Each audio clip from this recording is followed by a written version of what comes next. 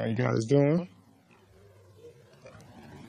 Do the stakes of this game and everything get you any more excited, or is it just kind of one game at a time? Or One game at a time. I think we're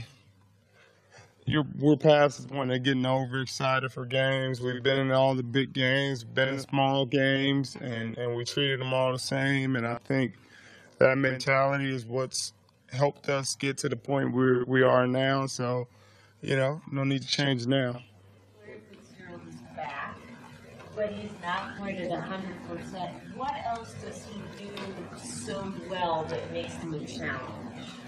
Well, he catches the football very well, which is indicative by his stats. But he gets the spots they need him at. He makes the defense pay attention to him, even if he's just a decoy. He's someone you have to be aware of at all times. Obviously, he's going to be a first ballot Hall of Famer, more than likely, with his resume. But he's a guy that's been playing this game at a high level for a long time. So you always have to be aware of him and respect where he is on the football field. what are you seeing out of Lindley when you study them? Oh, well, it's hard to find tape on him, honestly. He hasn't had a lot of snaps this year and hasn't had a lot of snaps last year. The last time we saw him, it was in, the game was out of hand and they put him in. So we just studied their offense as a whole. We study the concepts they like. We study the plays they like. Obviously when Stanton was in there, when Carson was in there, because the plays aren't going to change. Them, considering they do look so different from just 4 weeks ago with Larry back, Ellington, and Stanton out, so many different pieces? Well, they don't look that much different in terms of the plays they're running and how they're using their personnel. They still take their shots when they need them. Obviously, when Lindley first came into the game, they took a shot. I think they just wanted to show they're not scared to take shots with the new quarterback being in there. But I think you have to be prepared for them the same way you'd prepare if Carson was playing or if Stanton was in there. I think you prepare for them to take shots down the field. They're going to try to establish a run game, which is something they've done better in the past weeks. And be ready for their quick game. Do you start drilling when you see a depth chart quarterback come up? Not in this league. Maybe in college, when the talent level, there's a huge drop off. But I think whenever you start overlooking guys or not respecting guys, that's when you get beat by people you shouldn't get beat by. And so I think we're going to give him a tremendous amount of respect, and we're going to attack him the same way we'd attack if he was the number one quarterback from the get.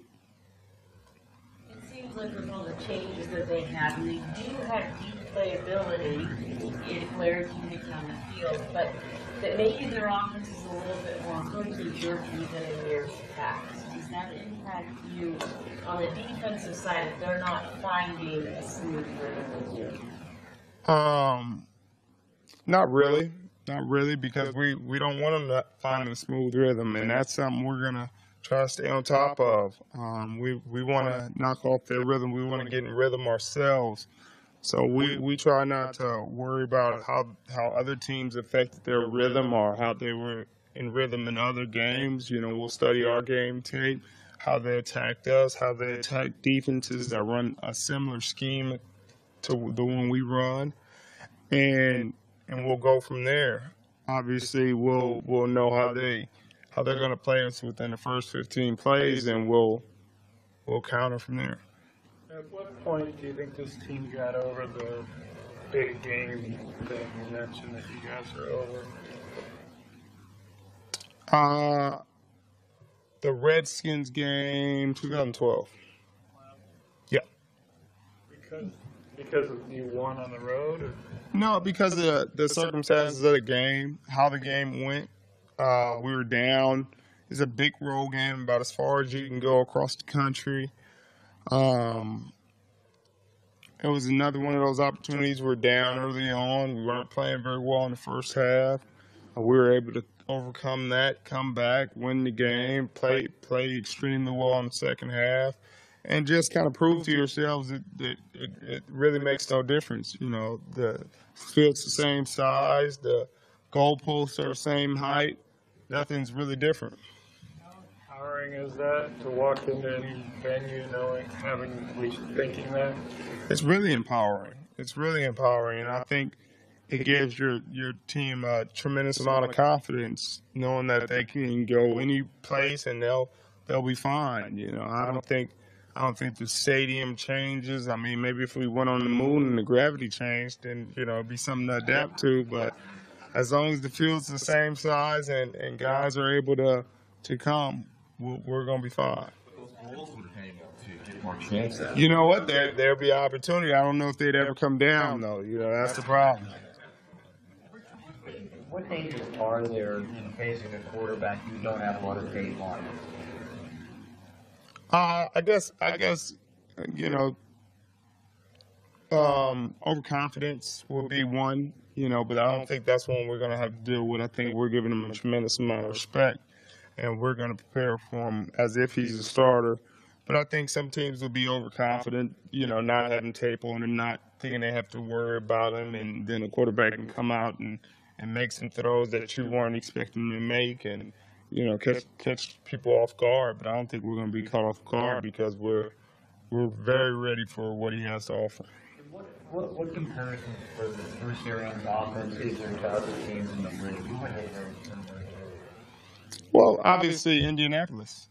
Obviously they have comparisons to them. Obviously there are a lot of ties there in their offensive game plan and what they like to do. But I would say that's the biggest. You talk about that sort of feeling good at the confidence in big games. Is that about the guys in the locker room? Is it about the culture that Pete's established here as a coach? What do you think sort of is most responsible? I think I have to attribute it to a little bit of both. The players in the locker room, because they're the guys out there. There's the guys that been in those situations that have overcome the big deficits and played big time in big games. Whether it's the NFC Championship, the Super Bowl, first round of the playoffs, second round of the playoffs, or just game clinching, title clinching games where it was to win a division and guys showed up in a big way. But there's also a culture that Pete has instilled in us, and I think it's an kind of an acclimation to winning. You want to be acclimated to it. You want to be used to winning. You want to feel comfortable winning. You don't want to feel like it's something that's a surprise. I think he had us prepared to win a Super Bowl last year in a lot of ways early on. He was talking about it from day one. He's not a coach that's afraid to talk about those kind of games in a very calm and clear way. I don't think guys felt like it was something that was out of reach and crazy and outrageous goal to have. I think it was something that guys felt was a very attainable goal, and that's the way Pete has instilled this culture in us. As a player, do you go through that, like, say, in high school, was there a point where it was the same, and in college where it's the same, where it becomes like, this isn't, Yeah, I think so. I think you play enough of them. I think when you're really young and you play in your first championship game, you think everything's going to be different. The rules are going to change. Guys are going to get bigger, faster, stronger, and all these crazy things are going to happen. And then you play, and it's the same game. Win, lose, or draw, you realize guys are the same size. The plays are happening the same. It really comes down to execution. Who makes the play? Do you make the big catch, or do you drop the ball? Does the quarterback make the big throw, or does he get picked off? Do you make the tackle, or does he break it? I think it at the end of the day, you realize it comes down to a battle of wills. And in that situation, in this league, everybody's confident their will win out. Lesser experienced quarterbacks, are there things you can do to disrupt him that wouldn't work with Peyton Manning or Aaron Rodgers? There may be. I guess you'll have to wait and see. I like that question, though. Fantastic question. There are certain things you can do that obviously you can't do with Peyton, Aaron Rodgers, Tom, the upper echelon of quarterbacks, because they've seen so much. They've seen every trick out there. They've seen every coverage, every disguise, every blitz. Those guys have seen thousands and thousands and thousands of plays, so it's much tougher to disguise and trick those guys. But when a guy hasn't seen as many plays out there, as many live snaps as those guys, then there are certain things you're able to accomplish. When you guys went to New York to play the Giants last year, was there any talk that, hey, let's come back here in February? And if so, is there a similar conversation this week? Not really. I think guys just go out there and play. I think you kind of forget about stadiums until you get there again. You don't sit there and be like, oh man, this is a Super Bowl stadium, until you hopefully get back there. And then you're like, oh yeah, we just played here a couple of weeks ago. Might as well try to win again. I don't think guys are going into this game thinking about anything past this week. I think you and Peterson went back and forth on Twitter during the off-season. Has it reached the point now where it's just mutual respect between the two of you? I think there's a mutual respect there. I think at the end of the day,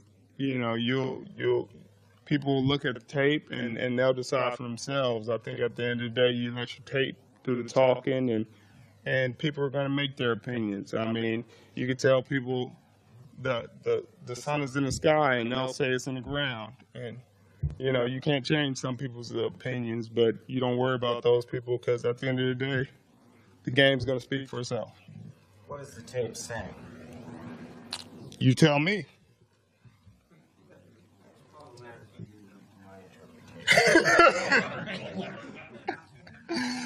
But that's all I have to do. Anything else? Thank you, guys.